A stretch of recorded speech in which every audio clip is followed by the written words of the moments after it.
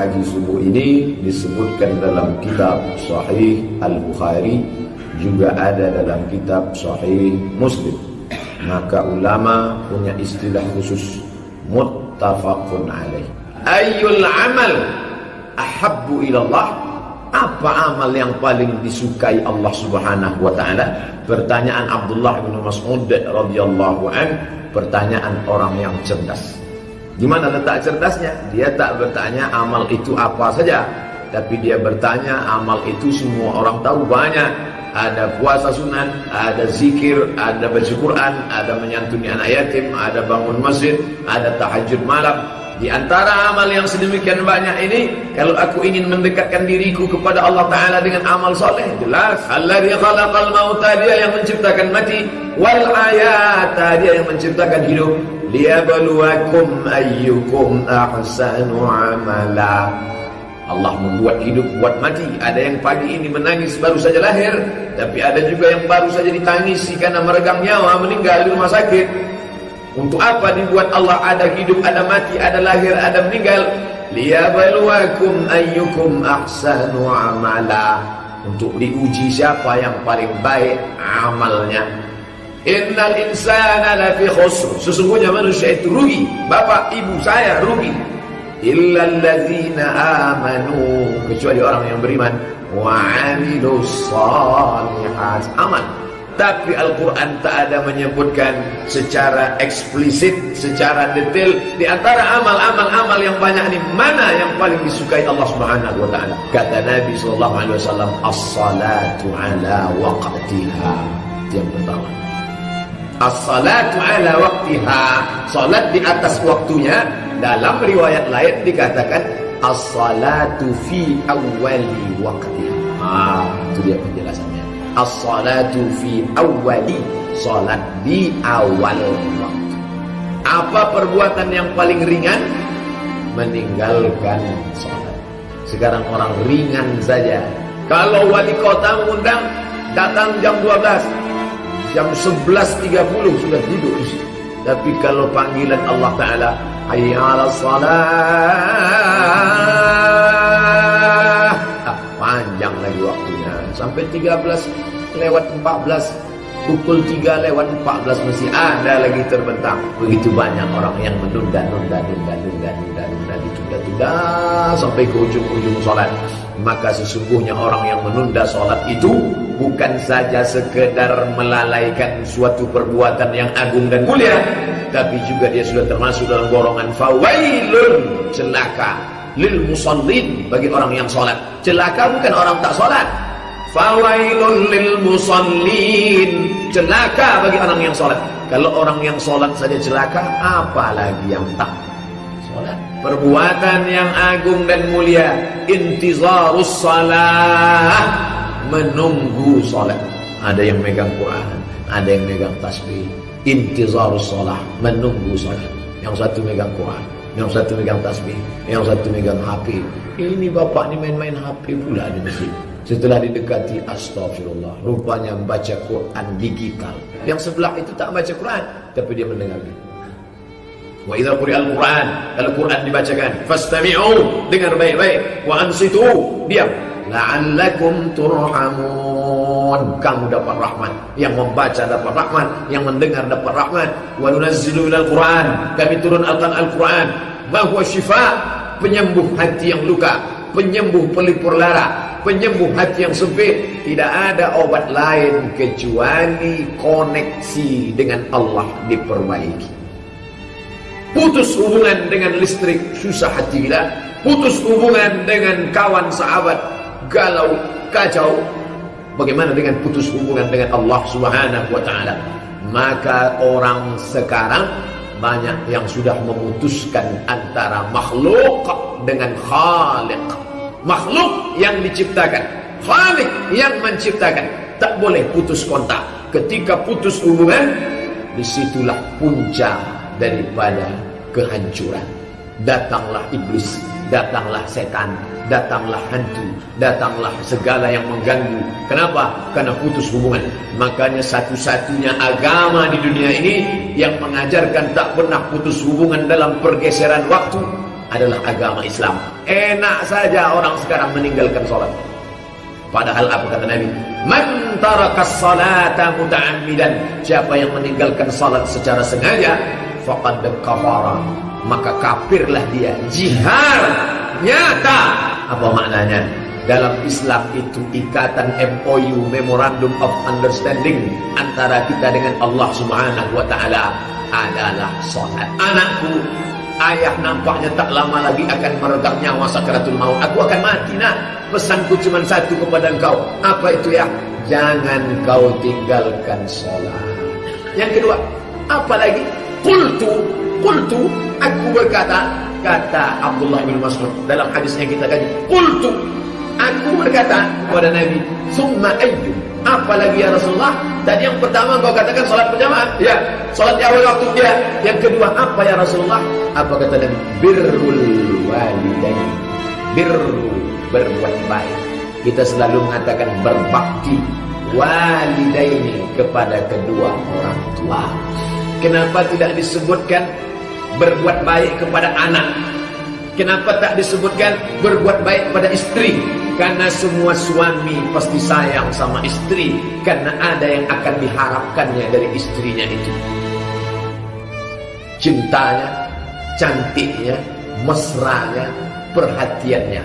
Ada sesuatu yang diinginkannya di masa akan datang. Kenapa tak dikatakan buat baik pada anak? Karena orang pasti sayang pada anak. Bapak sayang betul bapak sama anak bapak. Iyalah Pak Ustaz, ini investasi dunia akhirat saya.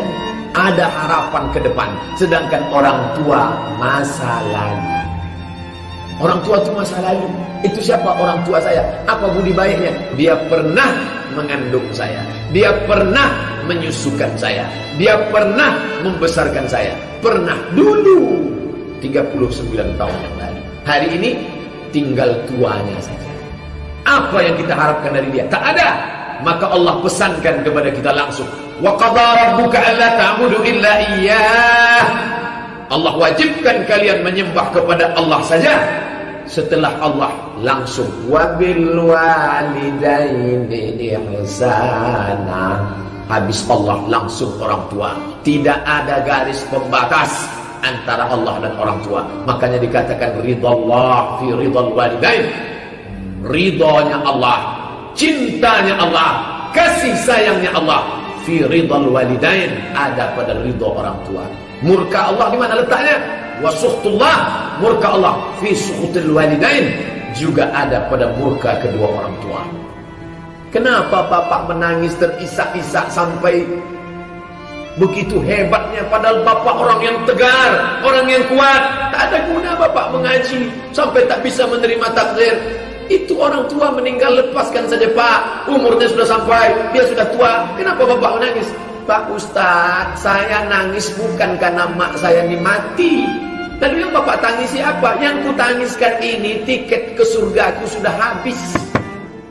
Betul, janji Nabi sallallahu alaihi wasallam. Dunia boleh berganti, zaman boleh berubah, masa boleh berputar, tapi isi dunia ini tetap ada dua. Orang baik, orang tak baik. Orang berbakti pada orang tua, orang durhaka, kerak neraka jahanam tempatnya. Menangis, meraung, mencakar dinding, tak ada guna penyesalan. Pikir dulu pendapatan, sesal di akhir tiada berguna. Kalau masih ada nyawanya, masih lagi dia hidup bersama kita, cium tangannya, peluk erat tubuhnya, apa yang diinginkannya, maka jagalah sebaik-baiknya. Karena kata Nabi, birrul walidain. Ya Rasulullah, ya, uktutibtu, namaku sudah tercatat sebagai orang yang ikut perang jihad. Aku ingin masuk surga dengan jihad. Kenapa? Karena kalau aku mati fisabilillah, aku tidak akan merasakan sakratul maut, melainkan hanya seperti cubitan pada kulit. Aku ingin tidak merasakan azab kubur, karena tiap hari aku sudah berdoa, Allahumma inni a'udzubika min azabi jahannam wa min azabil qabri. Aku ingin supaya tidak merasakan hisab, karena aku takut segala amalku ditimbang. Aku ingin dapat 3, tak merasakan sakratul maut, tak merasakan azab kubur, tak merasakan hisab. Izinkan aku perang jihad fisabilillah. Apa kata Nabi? Alaka bin ummin, emakmu masih hidup? Emakmu masih hidup? Masih ya Rasulullah. Ilzam rijlaiha fasammal jannah. Kau urus tapak kakinya, surga berada di hadapan. Saya ini tak bisa Pak Ustaz dengan keterbatasan saya, ngurus istri lagi, ngurus anak lagi, ngurus kantor lagi, ngurus kerja lagi, ngurus karyawan lagi. Saya berangkat lagi, saya harus pulang, orang tua ini saya tak bisa. Maka kita dengan segala keterbatasan kita masih bisa berbuat. Jangan sampai di akhir hayat kita akan menerima azab sebelum azab neraka jahanam. Orang yang minum khamar bisa jadi di dunia dia sehat walafiat, azabnya ditunda di akhirat. Orang yang makan riba bisa jadi di dunia dia kaya raya, azabnya ditunda di akhirat. Tapi ada azab di dunia pasti dapat, di akhirat pasti dapat. Dosa apa itu? Durhaka pada orang tua. Orang yang durhaka pada orang tua, dosanya diazab 2 kali. Di dunia dapat, di akhirat dapat. Jauh berjalan banyak ditengok, lama hidup banyak dirasa. Saya sudah banyak melihat orang-orang yang durhaka di masa muda, maka merasakan azabnya di hari tua. Dulu tuh Pak Ustaz sama orang tuanya begini-begini, makanya di hari tuanya anak-anaknya pun memperlakukan dia macam itu. Oh, rasakan. Apakah kalau sudah dapat di dunia azabnya, di akhirat nanti tak dapat lagi? Dapat lagi. Oh, kalau begitu Allah tak adil. Orang yang minum khamar di akhirat ada, orang yang makan riba di akhirat saja. Kenapa dia di dunia dapat, di akhirat dapat? Begitulah kerasnya azab, karena dia menyia-nyiakan orang tua. Di dunia dapat, di akhirat dapat. Di dunia dapat, di akhirat kita dapat lebih. Itu yang di dunia itu DP-nya. Nanti di akhirat baru completely sempurna. Nanti di akhirat kau akan merasakan azab akibat durhaka kepada orang tua. Uququl walidain. Hal adullukum ala akbaril kabair? Maukah kalian kutunjukkan dosa terbesar di antara dosa besar? Sahabat bertanya, "Na'am." Ya, apa dosa paling besar ya Rasulullah? Asyirku, syirik. Yang kedua ya Rasulullah, uququl walidain, durhaka pada orang tua. Yang ketiga ya Rasulullah, syahadatu zur, memberikan kesaksian palsu. Dosa terbesar. Sedangkan yang kita kaji kali ini 3. Apa amal yang paling hebat, paling dicintai Allah? As-salatu ala waqtiha. Yang kedua, birrul walidain. Tengok, pandang, lihat korelasi antara 2 hadis yang berbeda tapi ada kesamaan. Pertama syirik yang paling dimurkai, yang paling dicintai salat. Salat lawannya syirik. Yang kedua, durhaka pada orang tua, yang paling dicintai Allah adalah bakti pada orang tua. Tolak durhaka dengan bakti pada orang tua. Yang sudah meninggal dunia, meleleh air mata darah, tak akan balik masalah. Penyesalan yang sangat dalam, tak dapat dijemput balik pulang. Jadi bagaimana caranya Pak Ustaz? Pembebasan tanah masjid semeter 500.000. Pak Ketua Masjid, saya 10 meter 5 juta untuk almarhumah emakku sampai. Begitulah cara. Ya Rasulullah, ya Ummi, amak saya matas meninggal. Mak saya tinggal. Apa atas sadaqu anha? Bolehkah saya bersedekah? Anha, bukan untuk saya, anha untuk dia. Bolehkah saya bersedekah? Pahalanya saya niatkan. Kata Nabi tasaddaq, bersedekah. Menghilangkan hati yang sedih, pelipur lara, melapangkan kekesalan di masa lalu. Banyak-banyak bersedekah untuk almarhumah sampai. Sekarang orang tak lagi menganggap ibu itu sebagai tempat keramat. Doamu tak dikabulkan Allah, belum tentu dikabulkan Allah. Tapi ada doa yang pasti, mintalah doa kepada dia.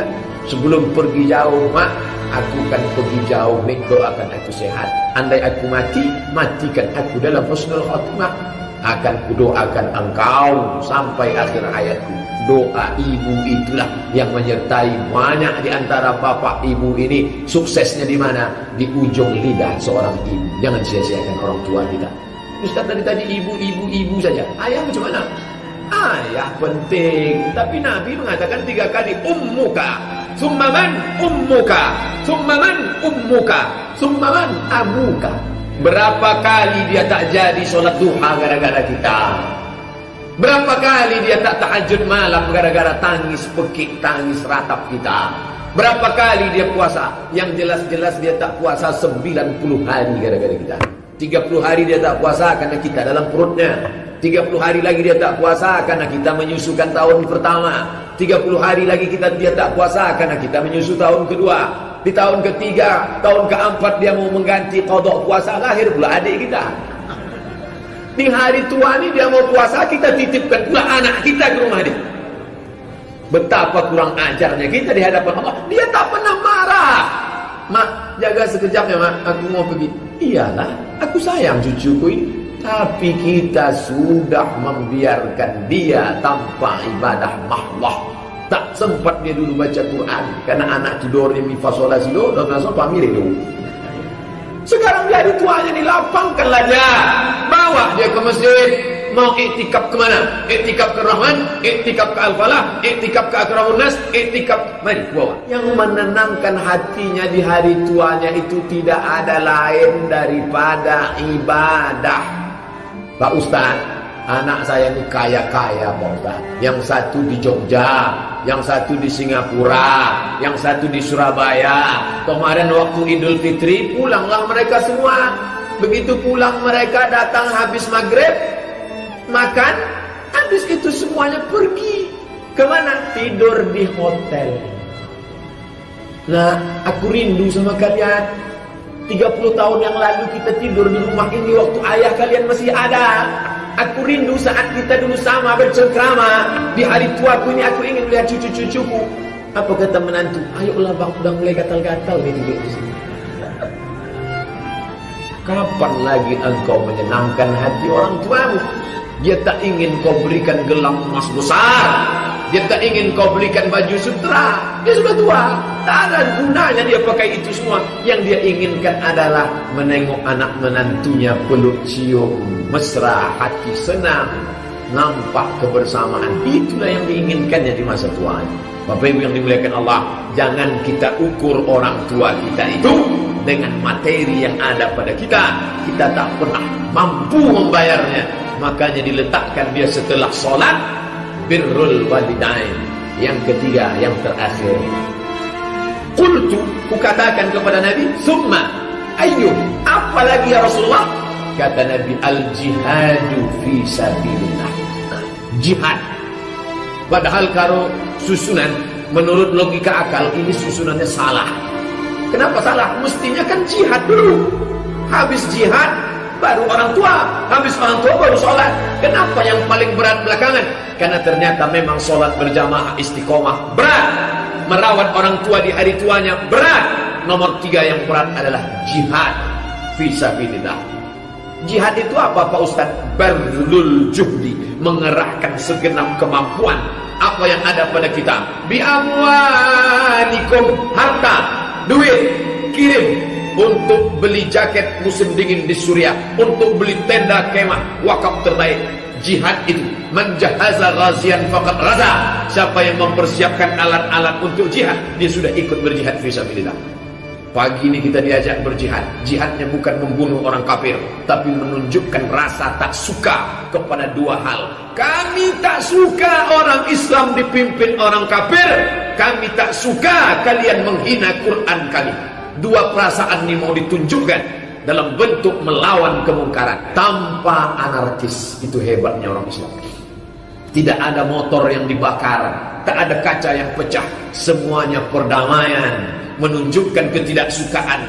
Man ra'a minkum mungkaran, siapa di antara kalian yang melihat kemungkaran, falyughayyirhu biyadihi, robah dengan tangan. Kekuasaan tak bisa dengan tangan, fa bilisani, dengan lidah. Sampaikan, tak juga bisa dengan lidah, fa biqalbi, dengan hati. Benci, tak suka, bukan pada orangnya. Karena kalau Allah beri hidayah, bisa saja dia bersyahadat masuk Islam. Benci melihat perbuatannya, mencaci maki Allah, Nabi dan Al-Quran serta ulama. Hati-hati, umat Islam itu seperti lebah. Dia tak mau mengganggu. Kalau dia hinggap di ranting, tak ada ranting yang patah. Tapi kalau diganggu, awas. Sampai masuk ke dalam air kolam pun dia tunggu. Jangan sarang lebah diganggu. Kalau diganggu, dia tunggu. Masalul mu'minin kamasalin nahli. Orang beriman macam lebah. Diganggu dia, awas. Masuk kalian ke sungai, ke kolam, dia tunggu. Begitu kepala kalian muncul, patutnya langsung. Nah, lalu kemudian kata Abdullah ibn Mas'ud, lawistazatuhu, andai kutanya lagi ke Nabi apa-apa, lazadani, pasti ditambahnya. Tapi tak kutambah karena aku takut. Kalau ditambahnya aku tak sanggup. Jadi Abdullah ibn Mas'ud itu bertanya cuma 3 kali. Kata Nabi yang pertama, as-salatu ala waqtiha. Apalagi ya Rasulullah, birrul walidain. Apalagi ya Rasulullah, al-jihadu fi sabilillah. Itulah kaji kita semua ini. Terima kasih atas segala perhatian. Mohon maaf atas segala kesilapan. Subhanakallahumma wa bihamdika asyhadu an la ilaha illa anta astaghfiruka wa atubu ilaik. Wassalamualaikum warahmatullahi wabarakatuh.